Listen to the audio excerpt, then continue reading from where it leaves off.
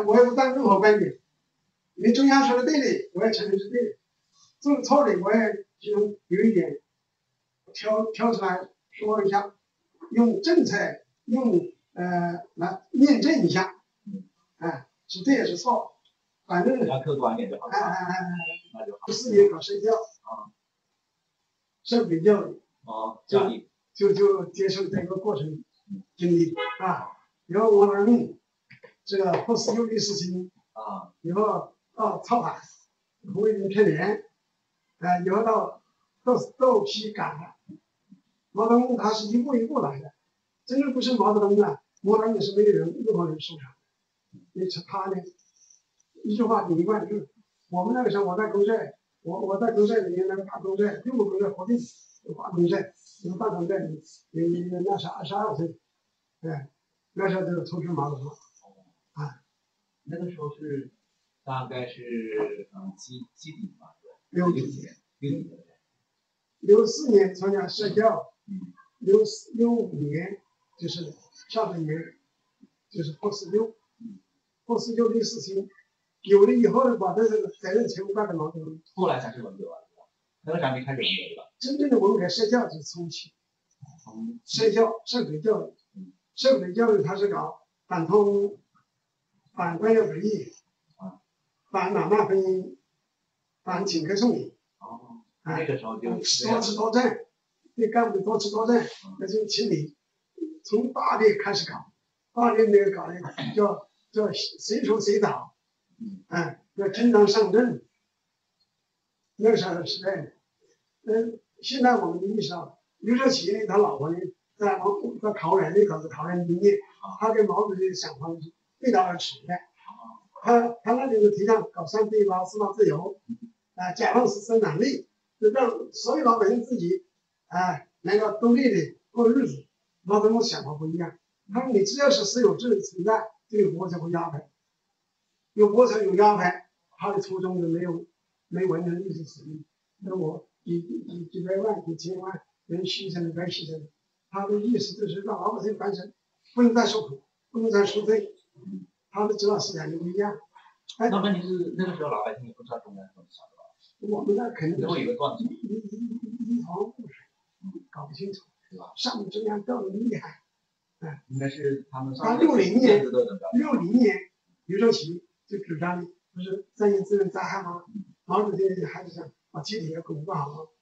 刘少奇的时候也搞8个下跪，8个国家公会自己搞，毛泽东就不同意，他两个人就产生这个分歧很严重，而且严重到什么程度啊？从以后不一定看很多问题。刘少奇跟毛泽东争到什么地步？刘少奇说：“你既然是那样的，我都恢复了重点。”所以他两人斗争多激烈多厉害啊！邓小平是书记处书记，就等于是秘书操党，他是支持刘少奇，所以为什么我们实现了纽带，打倒纽带，后面的陶是陶铸，打倒纽带陶铸的这个人呢，他也是高级知识分子，肯定很佩服毛泽东，但是在观点上没站好。就是他是倾向刘少奇，他是在60年毛泽东自己提出来，我贴2线，我管党命，1线让刘少奇、邓小平去管，这样的晓得吧？陶铸当时呢就是文革小组组长，是吧？他呢可能主要问题还是什么？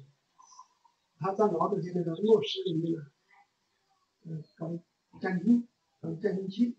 那个时候也有这个手段吗？可能是这个事引起，有时候把陶铸也打进去了，就把他留在哪。这个我们是从头到尾是从原来的实现，像现在微信所讲的，说毛泽东这个公知人员说反映问题，接回去了，才知道。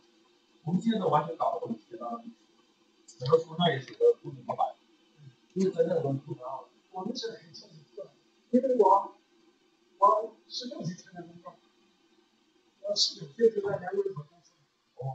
那个时候混得不错啊。21岁就在公社里面为垦殖场当副厂长。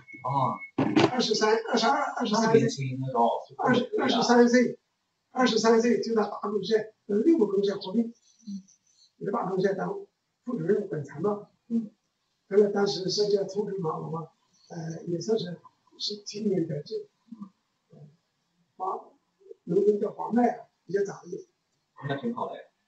那个时候就算是我觉得那个时候能做成这样子的，大官在农村，在农村是搞不头啊。看67年搞到72年，6年，72年调到粮食主任，73年又下乡登点，74年派去工作，74年又到公社当书记，是这样，搞到30岁。你还是比较接近党嘛，那个时候对吧？但是我是最初毛泽东，对吧？我自己说我自己是毛泽东的粉丝啊。那个时候每个老百姓都是他的粉丝啊。是。但是我们那个对现在的政策，我过去的政策比较了解，比较清楚。我在公社里管个农业，是吧？管个教育卫生，管个知识青年58分，那是中午3分。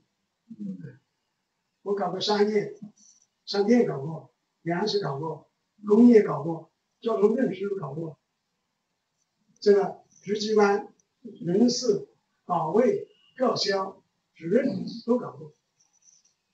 所以我经历过，所以我写的也好写一点。好，谢谢啊。哎呀。